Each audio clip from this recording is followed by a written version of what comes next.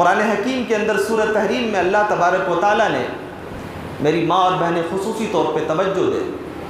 حضرت آسیہ بن مزاحم فرعون کی بیوی کا ذکر اللہ تبارک و تعالیٰ نے کیا ہے کہ جب اس واقعے کو جب بھی پڑھیے اور ذہن میں لائیے، ایک مسلمان کا کلیجہ اگر سینے کے اندر معجزن ہے، ایمان کی روشنی ہے، دل پتھر ہو گیا ہے تو آپ سے کوئی شکوہ نہیں،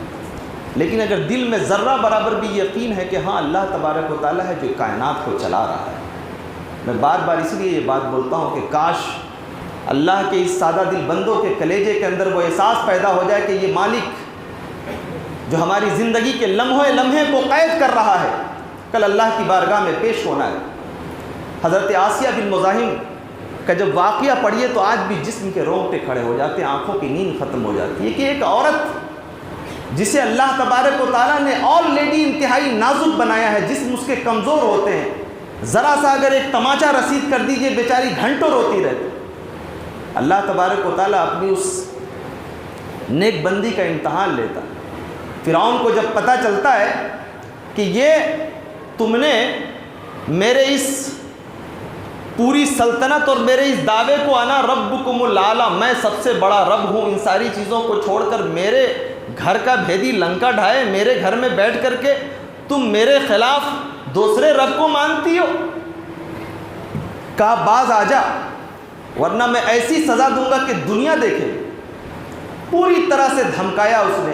ڈرایا، خوف دلایا، لیکن یہ ایمان پتہ نہیں ایمان والوں کے کلیجے میں کیسی طاقت پیدا ہو جاتی ہے کہ دنیا کی کوئی طاقت اسے متزلزل نہیں کر پاتی۔ صرف اس طاقت اور عزم و عزیمت اور صبر و استقلال کی داستان سناؤ تو شاید پچھلی صف میں بیٹھے ہوئے لوگوں کی آنکھوں سے سسکیاں اور اس کے منہ سے سسکیوں کی آواز، اس کی آنکھوں سے آنسو کا سیلاب جاری ہو جائے۔ ایسے صبر و عزیمت اور استقامت کی داستان ہے ایمان والوں۔ آسیہ بنت مزاحم کو کہا گیا کہ تو دین سے پھرتی ہے یا تیرے لیے کوئی راستہ اختیار کرو۔ آسیہ بنت مزاحم نے چٹان کی مانند ایک ایمان والی کی طرح کہا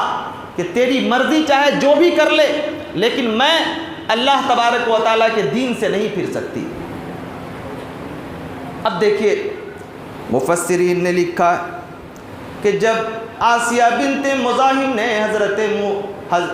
حضرت موسیٰ علیہ السلام کا ظاہر ہے انہوں نے زمانہ بھی پایا تھا، فرعون کی بیوی ہے، ایمان کی چنگاری روشن ہے، کہہ دیا کہ اگر تو نے اپنے دین سے راستہ نہیں موڑا، ہماری طرف نہیں آئی تو تیرے لیے بہت عبرتناک سزا ہے۔ لکھا ہے لوگوں نے کہ اس نے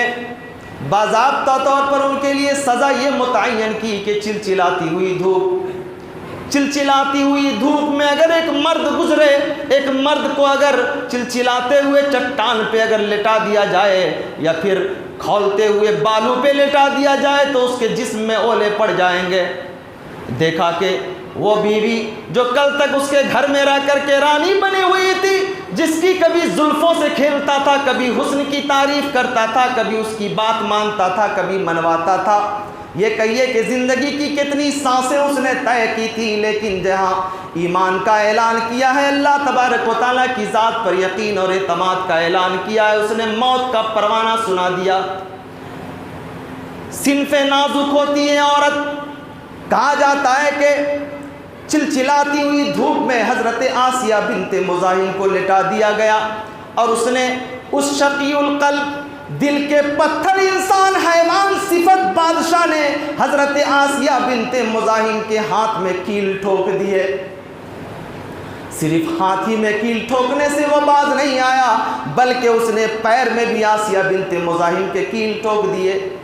انہوں نے دیکھا کہ راستہ کوئی نہیں ہے، کوئی راستہ دکھائی نہیں دے رہا ہے۔ میرے پروردگار، میرا جرم تو صرف اتنا ہی تھا کہ میں نے تیری عبادت کے لیے تیرے ایک ہونے کا اقرار کیا تھا میرے مولا۔ اب اس راستے سے، اس عظیمت اور اس مصیبت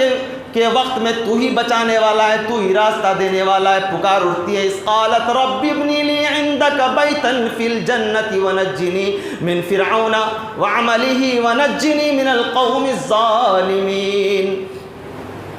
پکار اٹھتی ہیں کہ میرے رب، تیرے لیے میں اس چٹان پہ سوئی ہوئی ہوں نا، تیرے لیے میں موت کو برداشت کر رہی ہوں میرے رب، تو اپنے پاس میرے لیے جنت میں گھر بنا دینا، میرے لیے ایک ٹھکانہ بنا دینا۔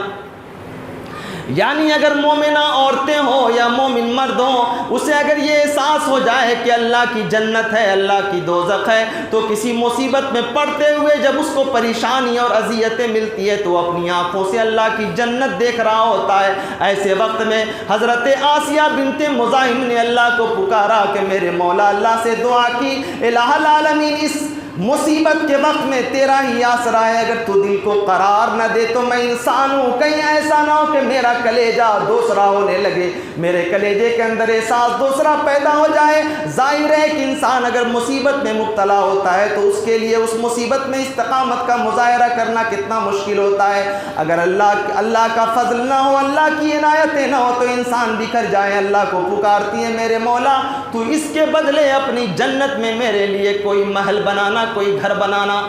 عندک، اور گھر بھی ایسا بنانا جو تیرے پاس ہو، یعنی پڑوسی مجھے چاہیے تو تیرے جیسا چاہیے، تیری رحمتیں ساتھ ہو، تیری برکتیں ساتھ ہو۔ مفسرین نے لکھا ہے کہ اللہ کے رسول جب معراج کے سفر میں گئے، اللہ کے رسول نے معراج کے سفر میں جاتے ہوئے پورے آسمان دنیا کے مناظر دیکھے، جنت دکھائی گئی اللہ کے رسول نے، تو مفسرین نے لکھا ہے کہ ان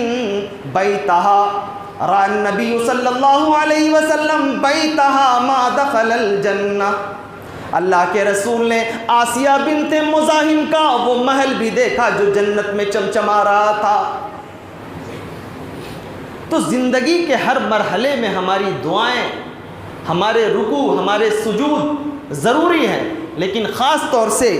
یہ رمضان کے مہینے میں اس کی اہمیت، اس کی افادیت، اللہ سے جڑنے کا طریقہ، یہ ساری چیزیں بہت بلندیوں کو پہنچ جاتی ہیں اگر ہم نے حرام کھانا چھوڑا نہیں ہے، اگر ہم نے دل کے اندر کبر کو رکھا نہیں ہے، جھوٹ نہیں بولتے ہیں، اگر غلط بیانی سے کام نہیں لیتے ہیں، تو آ جائیے اللہ کی بارگاہ میں۔ اللہ تبارک و تعالیٰ فرماتا ہے ادعوا ربکم تضرعا وخفیہ، تو میری بارگاہ میں آ کر کے جب انکساری کے ساتھ اپنے تکبر کو کچل کر کے لوگوں کو تکلیف نہ پہنچا کر جب تو جھک جاتا ہے تو مجھے تیرے اوپر پیار آ جاتا ہے۔ ادعونی استجب لکم، تو مجھے پکار، میں تیری پکار کو سنتا ہوں۔